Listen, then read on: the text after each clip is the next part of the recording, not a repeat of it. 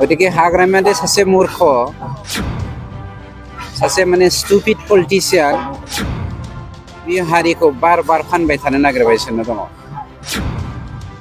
बे हाग्रामानि समनि स्टुपिड नंला जों बर' हारिया ना बायनाय नावावहाय सोरबा मिथिखानाय दानि जुगनि गोदान मुगानि लेखा गोरों सेंग्रा सिख्लाफ्रा बायनाय नावाव गाखोनो थाङाथ' रनजित बसुमतारीनिफ्राय बर' माहारिया जेबो आसा खालामनो हाया आरो बिथाङा बेबादि बुंग्रा अयभासनि मानसिखा बे माने सिभिलाइजेसननि मानसि नङा बे सासे सिभिलाइज्ड मानसिया बेबादि शब्द बाहाया गतिके रनजितआ असिभिलाइज्ड मानसि आरो बे दिनैनि दिनाव बे सिभिलाइज्ड ससाइटिया रनजित बसुमतारीनि खोथाखौ कुनु दिनावबो बिसास खालामा आरो बिनि खोथाखौ जों जेबो माइन्ड खालामा रनजित बसुमतारीनिफ्राय जों बर' जाथिया मा आसा खालामनो हायो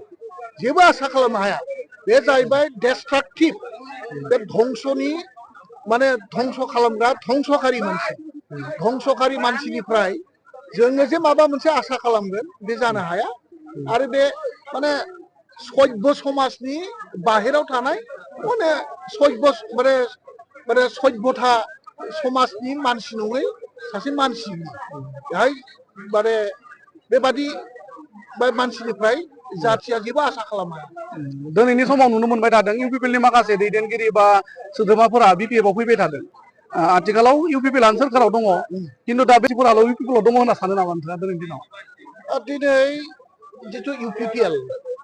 इउपिपिएल हिसाबै माने आबेगिक भाबै बिथांमोना जि रोखोमै बुंदोंमोन बा बिथांमोना रायजो राजानि खाथियाव जि रोखोमै प्रपागान्डा मोनसे खालामदोंमोन बा बिथांमोना मोनसे मिसा कमिटमेन्ट गार्दिनि सात्रआव गार्दि माने बिटिसिनि गार्दिखौ जेरैखि जायाबाबो मोननायनि सार्थआव बिथांमोना सर्बस्व टेग खालामनानै जेसेबां हायो बेसेबां माने गाज्रिनि लामा लानानै नंखाय बुंनानै बिथांमोना रायजो राजाखौ प्रसार खालामदोंमोन आरो रायजो राजाफ्रा दिनैनि दिनाव सचेतन राजनितिक भाबैबो कनसियास दिनै प्रेक्टिकेलि नुबाय जे इलेक्सन समाव बुंनाय जायफोर माने इउपिपिएलनि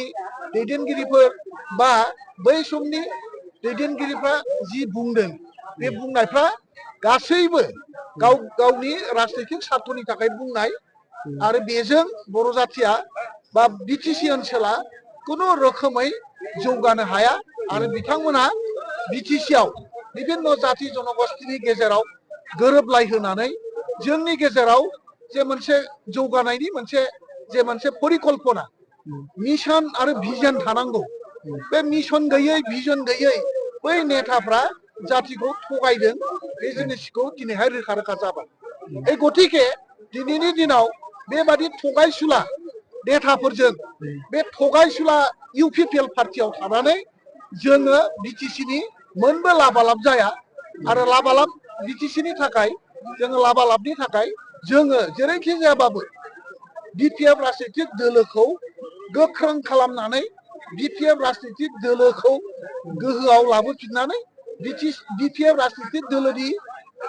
आखायाव जोङो जोंनि जिथुनाखि क्षमता जोंनि बिटिसिनि जिथुनाखि क्षमता बे क्षमताखौ जोङो बिपिएफनि आखायाव गथायनानै हाग्रामा महिलारि सारनि आखायाव पुनराय जोंखौ सासन खालामनाय आरो जोंखौ सेवा खालामनायनि जि मोनसे हाबाफारि बे हाबाफारिफ्राव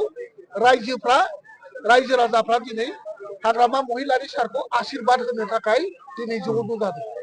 आरो रायजो राजानि आशीर्बादाव रायजो राजानि अननायाव हाग्रामा महिलारि सारा आरो क्षमतायाव फैफिननाया खाथां आरो बे रायजो राजानिसो सिद्धान्त बे रायजो राजानि सिद्धान्तखौ सोरबा थगायसुला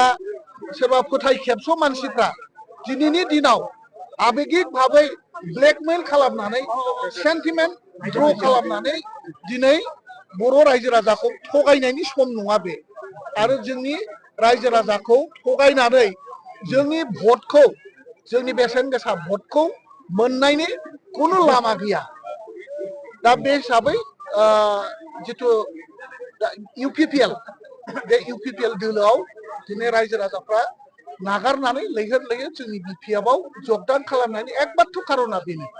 थारमाने बिथांमोननि सायाव जेबो आसा खालामजाया आरो बिथांमोना जोंनि थाखाय माबा मोनसे मावनो हागोन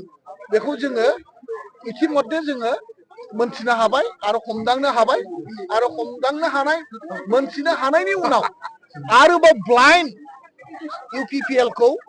माने सहाय सहिदा खालामनायनि बा इउपिपिएल आव थानायनि खुनु रोखोमै ओंथि गैया होननानै दिनै रायजो राजाफ्रा ज' ज' लैहोर लैहोर बिपिएफआव जगदान खालामो